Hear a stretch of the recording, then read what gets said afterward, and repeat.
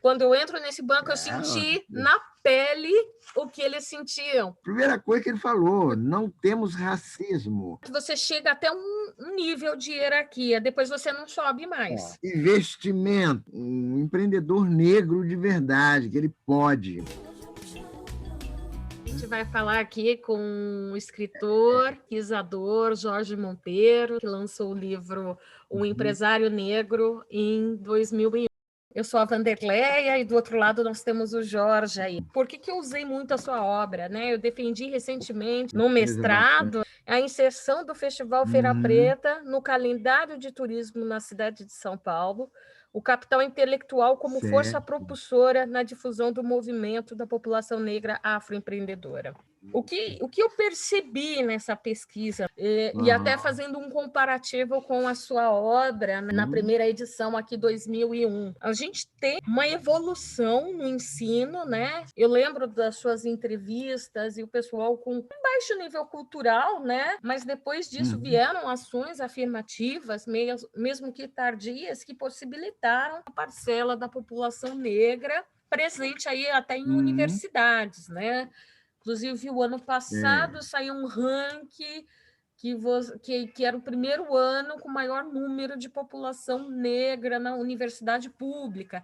Esse ano saiu um ranking que foi o primeiro ano com maior número de alunos oriundos de escolas públicas. Então, a gente está começando a ter, né, alguns resultados dessas, né, ações afirmativas, né? E aí, quando a gente pensa no afroempreendedor, uma das perguntas que eu faço para eles, isso motivada pela sua obra, viu? A formação dele e a formação dos pais. E o que eu percebo? Que dentro do laço familiar, que é o apoio desse afroempreendedor, os pais, na maioria, não têm experiências de negócio. Eu tive ali duas mulheres que chegaram no ensino superior, uma era na área de contabilidade, a outra professora, né? Então ela tinha feito letras, mas de 17 afroempreendedores, a gente viu que tinha muito superior incompleto, e aí quando a gente perguntava dos pais, tinha pais que tinham acessado o superior, mas nenhum deles tinham experiências com negócios consolidados. Diferente da população branca, que tem dentro da família, na maioria das vezes, um empresário e que conhece os trâmites e dá apoio. E então, isso, da sua obra de 2001, para minha pesquisa, em 2021, a gente está falando aí de 20 anos, pouco mudou esse extrato social, né? Isso é duro para a gente. E quando eu olho ali o seu empresário negro falando que muitas vezes ele entra ali num restaurante, alguma coisa, ele não entende, né?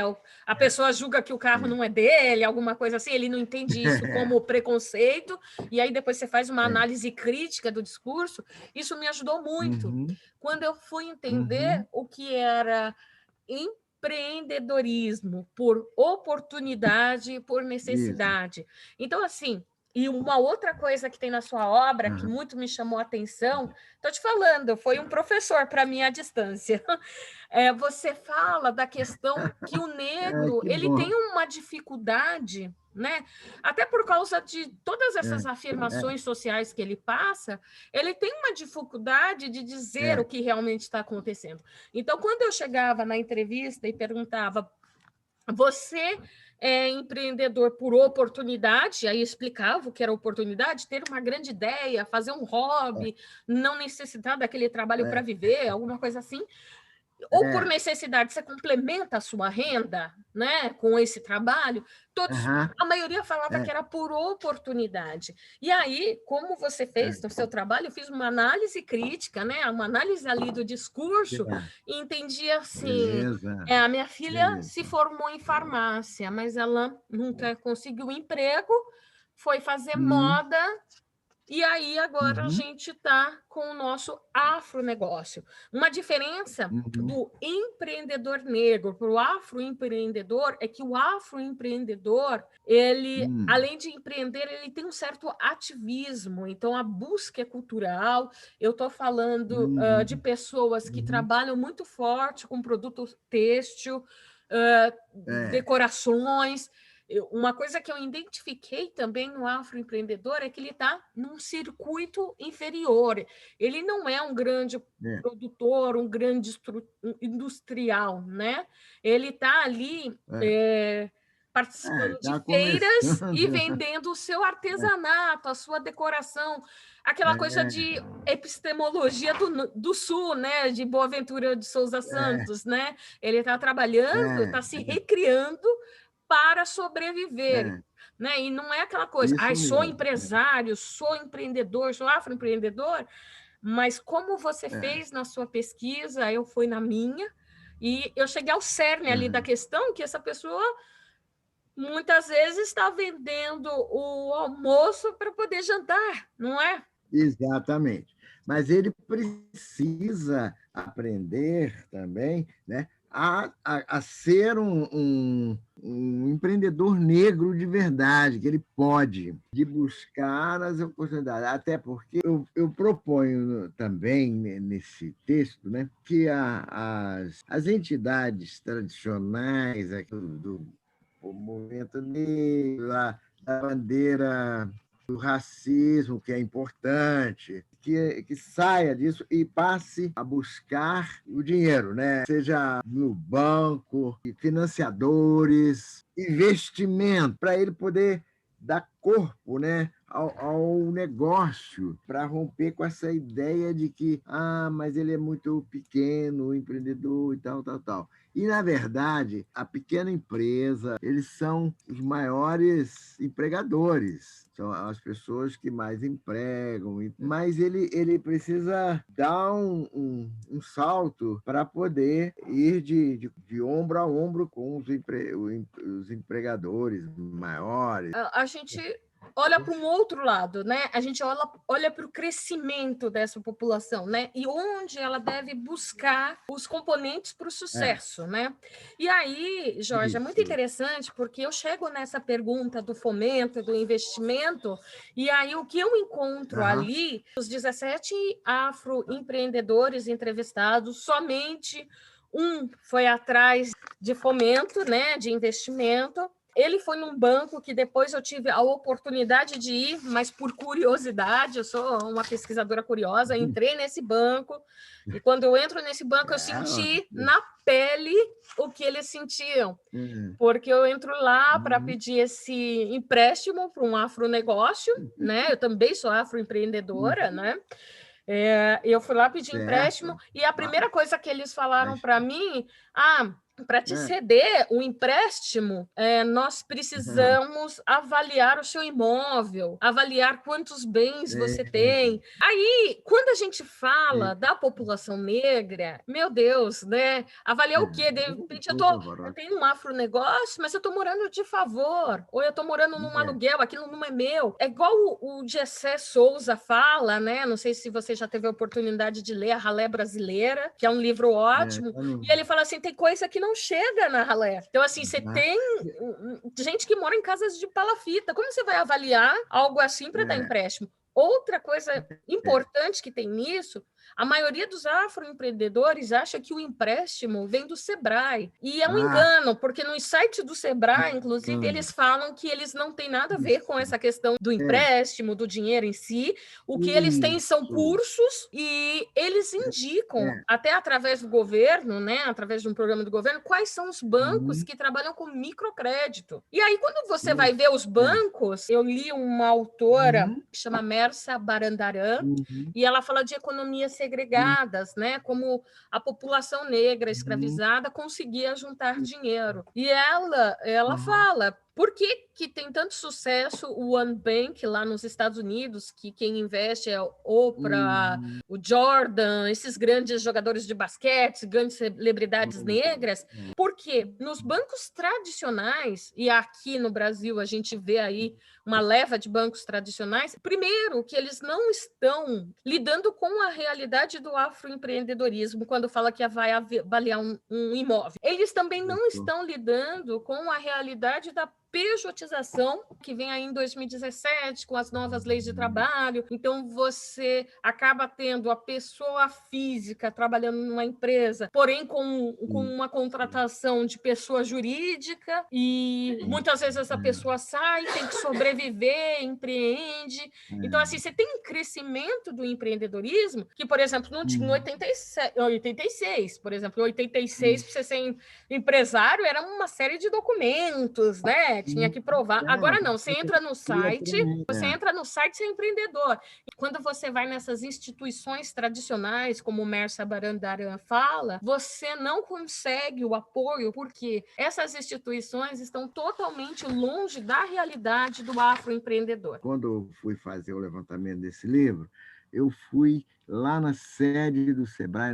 Eu cheguei lá e falei assim: meu amigo, é o seguinte, aqui eu queria fazer uma pesquisa com empresários negros. Você conhece alguns aqui no Sebrae? Eu falei, não, aqui não tem racismo, não. Ele foi a primeira coisa que ele falou: não temos racismo. Aí eles falaram o seguinte, que ali não tinha, não trabalhava com essas coisas do afroempreendedorismo, isso aí que você falou, saqueia deles. Quando organizamos o Centro de Empreendedores no Instituto Palmares, fizemos convites para eles, pusemos eles juntos para debater com a gente, para explicar como é que funcionava. Essa coisa aí que você falou, crédito, era assim, tudo falso, porque os nossos empreendedores ali, eles não tinham nenhuma chance de pegar empréstimo, porque o banco não tinha nunca empréstimo. Uma outra coisa que, quando eu entrei nessa instituição financeira, eles falaram foi a mensalidade para se ter uma conta PJ estava R$ 99.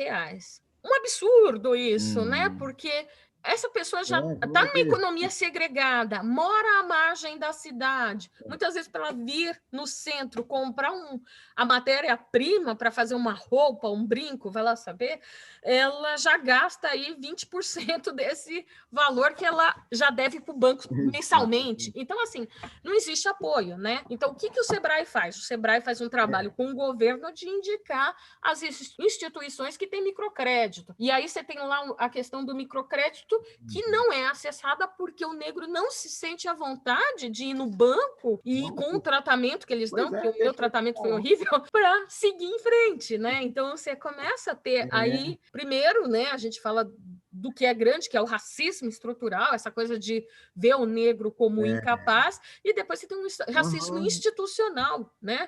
Que você não consegue ultrapassar uma linha ali que não é imaginária mais, né? Porque o racismo passou de ser velado, né? Dentro desse grupo aí de pessoas que deram entrevista, eu procurei também perguntar, né, sobre quem, entre as pessoas que trabalhavam dentro ali na empresa, quais eram aquelas que contribuíram para que a pessoa pudesse ter o negócio próprio. Então, teve um caso assim muito interessante lá em Vassouras, que o rapaz, o serralheiro, a irmã dele foi estudar, fez administração também, mas ele não pôde, ele tinha que ficar naquilo mesmo que ele estava ali. Ele era serralheiro e continuou fazendo aquilo ali. Então, eles preferiam, eram irmãos, eles preferiam que a irmã trabalhasse, fosse se categorizar mais, né? E eles ficavam ali. Mas é um negócio, tem muito desses casos mesmo.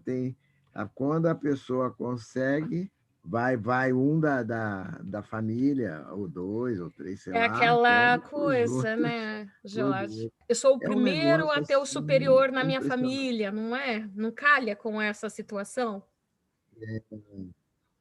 Cara, é o meu caso, né?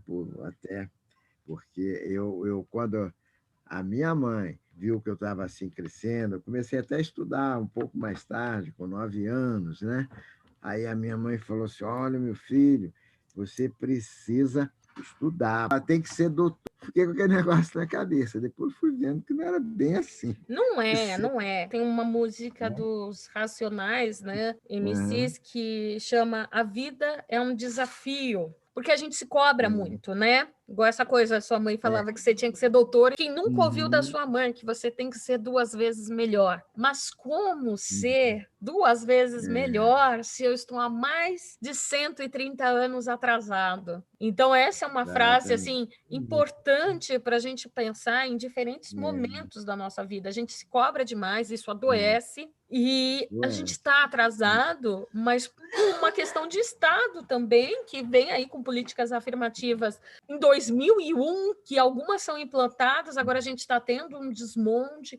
Então, assim, tem um monte de coisa, um monte de foi complicador, né? demais. Ó, tá ameaçadíssima. Sim, É, super. Como diz, eu acho que é Hélio Santos, ele fala da trava social, quando ele faz as pesquisas do Instituto Etos, e aí você tem o Jaime, que é um antropólogo que fez executivos negros, que ele fala que você chega até um nível de hierarquia, depois você não sobe ó, mais, que é a. é, Eu esqueci o nome técnico que ele usa agora, mas o que ele quer dizer? Ele falou assim: até tem as campanhas para os trainees, tem aquela coisa toda, vamos incluir o negro, mas esse negro não passa de trainee. Quando você vai subindo o cargo, a hierarquia, você não vai hum, encontrando mais.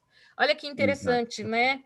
Na minha família, eu também fui a primeira a ter o ensino superior Uhum, completo. é, Hoje já temos mais pessoas, né? Na minha casa, as minhas irmãs seguiram também esse mesmo caminho, mas ah, para você ver, né? O que sua mãe falava não era mentira. E ué, assim, né, é muito difícil exatamente. ainda. O acesso não é para todos e quem consegue vencer as barreiras e a luta é diária, não é? Porque É não é direto. porque você tem um mestrado que você não vai sofrer esse racismo, não. É, não, não é fácil. Mas De- para fazer um livro desse aqui, investimento próprio, e aí depois eu consegui vender, né, essa primeira edição aí, eu consegui vendê-la 2.000 Olha que legal. exemplares. 1.000 para mim e 1.000 pelo apoio da Fundação Palmares. Esse Olha, pode. Eu sei que esse livro foi parar até na África do Sul, amigo também do Frei Beto, né? Fui militante mesmo, de estudantil. Quando ficou pronto, eu falei assim: olha, eu queria um apoio aí para fazer chegar esses livros lá onde ele precisa chegar. Aí o Frei Beto deu um jeito lá. coisa importante que eu tenho entendido com essa pesquisa é a coletividade. Você precisa dessa rede sua para conseguir. E essa rede é formada de amizade, confianças, É, laços até maternais. Mas olha que interessante quando a gente fala dessa coisa que tanto o empresário negro como o empreendedor negro e o afroempreendedor passam. Para você ver, a classificação muda, mas é, a gente continua com a mesma história. Relembrando é. aí o que você falou, que a irmã tinha que estudar e o irmão tinha que ser lá da serralheria. Olha essa É. senhora, eu fiz questão de ocultar para preservar realmente a identidade deles. Mas olha, uma pergunta que eu fiz: com quem você trabalha? E aí uma das afroempreendedoras respondeu assim: é uma cunhada que não é familiar, ela é esposa do irmão do meu marido, assim, limitado, eu não misturo as coisas. Então, para você ver, claro que está misturado, né? Ela não ia me dizer claramente, não, eu trabalho com familiares, mas ela cria aí uma fala dizendo que isso é limitado, que assim, parece que é eventual a chamada dela. Mas olha a pergunta na sequência, né? Como se dá a relação trabalho e família? Tentando tirar um pouco mais dela. Aí eu fui nas edições da feira, né? Você sabe que São Paulo aqui é uma É, referência na área de eventos, e por isso que isso eu fui mesmo. procurar esses afroempreendedores dentro do ambiente de feiras. E ali ela me Uhum. mostrou, né? Você vê ali, mostra o stand. Estou eu, minha filha, meu sobrinho. Por quê? Porque eles estavam precisando. Minha filha mora aqui e eu precisava que alguém Uhum. ficasse no caixa. Eu falei, filha, faz o caixa para a mãe, uma relação de confiança aí também, né? Depois ela fala: meu sobrinho veio porque está desempregado, tem mulher e tem filho. Convidei, vamos lá e você ganha esse dinheiro. Então, assim, se alguém ficasse doente, né? Essa pesquisa foi feita, o recorte é 18 e 19, né? Mas imagina que se fosse em 2020 e tivesse a questão do Covid, né? E alguém ficasse doente. Meu Deus, não teria o trabalho, não poderiam participar da feira. De repente, ia perder aquele investimento que fez para ter um stand na feira. Uma coisa que no primeiro ano que eu fui na feira, em 2018, eu fiz as entrevistas. No segundo ano, eu trabalhei com a observação. Então, a primeira coisa que eu observei é que a maioria dos afroempreendedores que trabalhavam com produtos têxtil não estavam lá da forma que eu vi o ano anterior. Eles estavam dividindo estandes, porque naquele momento a feira estava sendo paga, diferente do ano anterior. Então, eles montaram empresas para que 3, 4 pessoas pudessem participar. Aí, de novo, o coletivo, os pares, né? A gente não consegue sozinho ainda, né? Uma das coisas que eu tirei como resultado, né, é esse enfrentamento mesmo que a gente tem.